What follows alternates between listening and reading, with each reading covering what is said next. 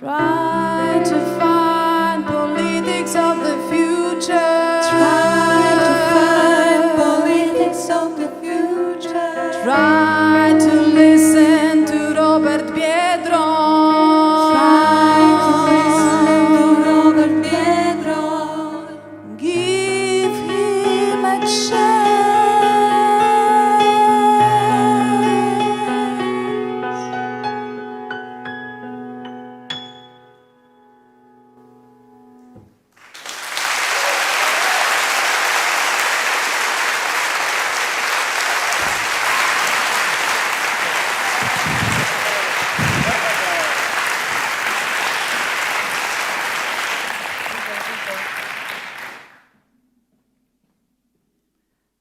Is another politics possible?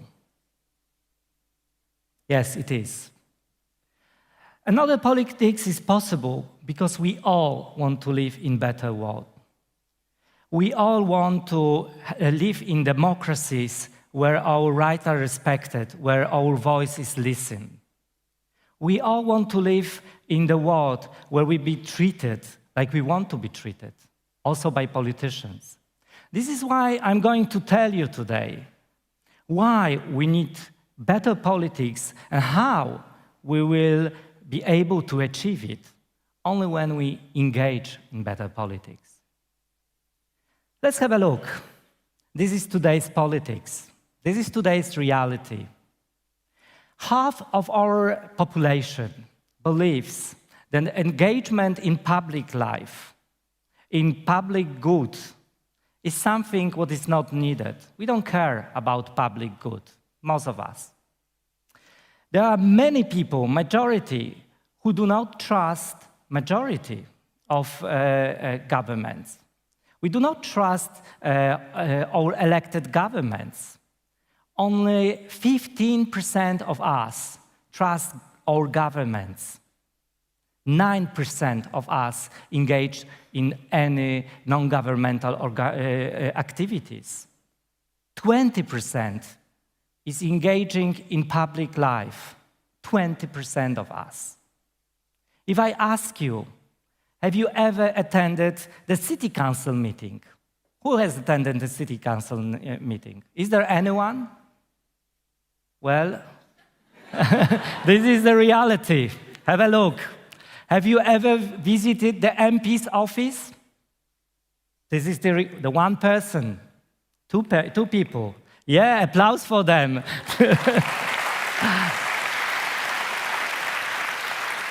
Why do we let politicians to do what they want to do? And we're not engaging, we're not checking. Why? 18% of Italians and 15% of Greeks believe that voting may change anything, only these numbers. This created a situation where 89% of Europeans, according to a survey of the European Commission, believes that there is a growing gap between decision makers and the public. Why is this happening? Why are we not engaging? Why we are letting others to decide about life, everyday's life? This is our life. Politicians decide about every single thing. They decide about chairs you're sitting on. There are standards on that, and politicians are deciding about that. Local or national governments, they decide the suits you wear. I don't. Politics can be different, as you can see, but that's the reality. Why do we let others to decide? This is the main question. Maybe this is because we lost our faith in politics. We think that politics is too close to businesses, is dependent on that. Maybe because it's of the arbitrariness of decisions. Maybe it's a lack of transparency, accountability of politicians.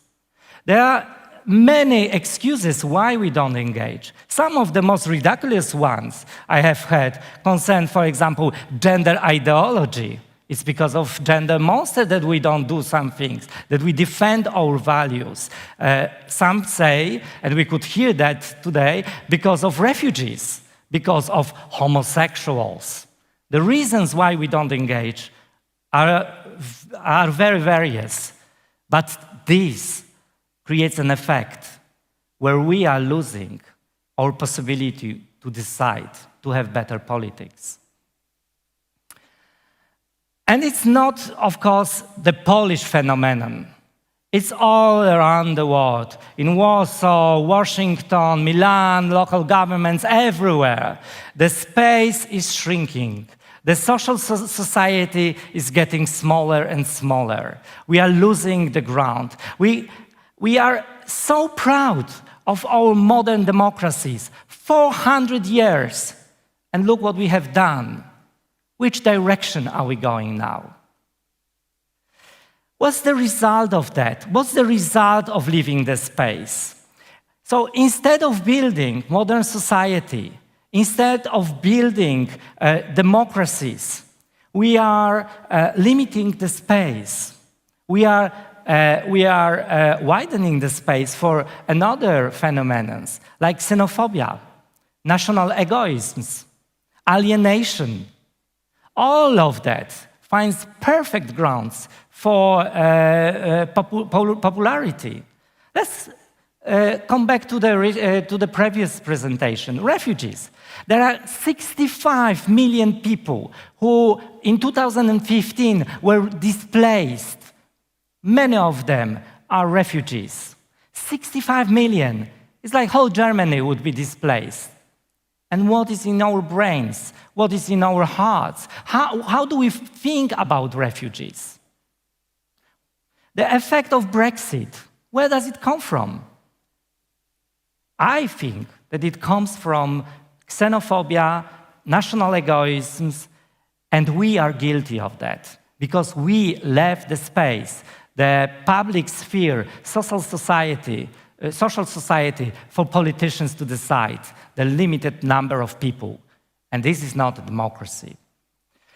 So it's a perfect ground, of course, for us, politicians, because we are left alone. You're not participating. Only 2 of you participated. The rest is passive.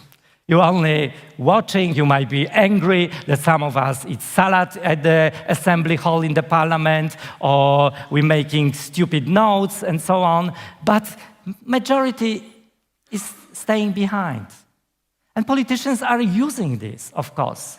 So there is, of course, less competition, less people engaging. So it's creating a situation where politicians don't see also control. You don't control us. You are not checking whether I am in my office or I'm not in my office, whether I work hard or not working hard. How many of you knows all your local MPs, can tell the names, all of them? I doubt that many of you. I don't see you guys now, but I doubt. Lucky me, probably. So, of course, we are also not responsible for what we say. You're not able to check our promises because you are not interested. You're not checking me. I can promise you everything. And that's why at the end of the day, you will be disappointed because you're not checking. You're not asking me what I've done and I've not done and when I will do things I promised. But I still, and calm down, believe that politics can be better and different. I really believe in us.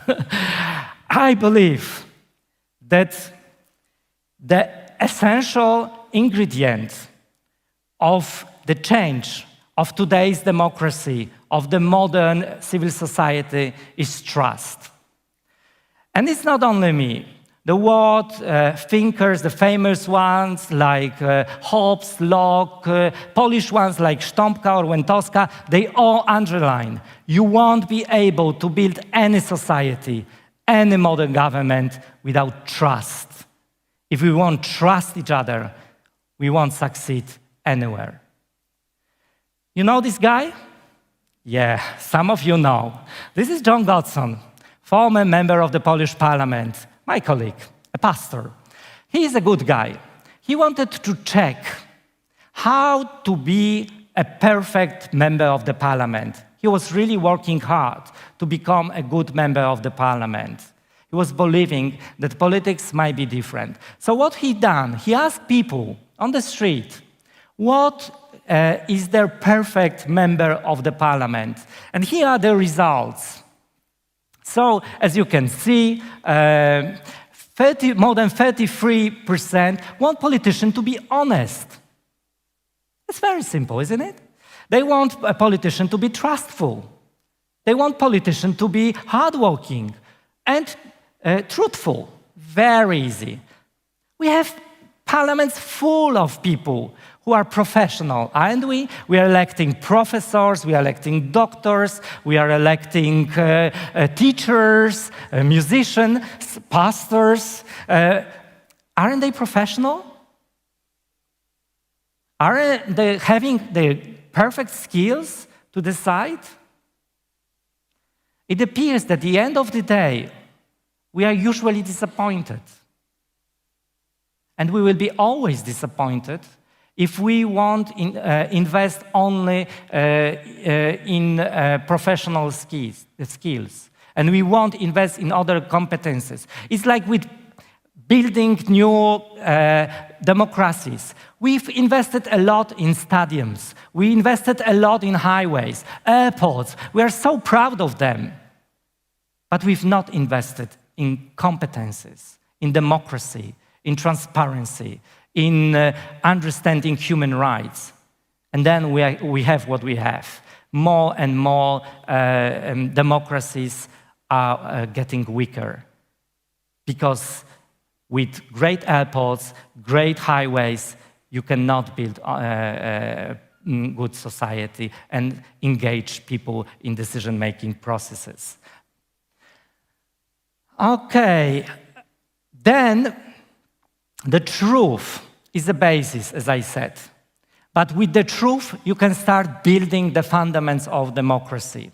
With the truth, you can start to build the civil society. Without civil society, you will be always angry at us. You will be always complaining. Because if we don't have this vital, this heart, this brain of the body, the organism will die. It's like a beautiful flower. You need to water it every day to maintain, to sustain, to have a beautiful flower. Otherwise, it dies. It's the same with the civil society. It's also a social capital which is important, and all the important values which we need to invest. Otherwise, we will be still frustrated on politicians.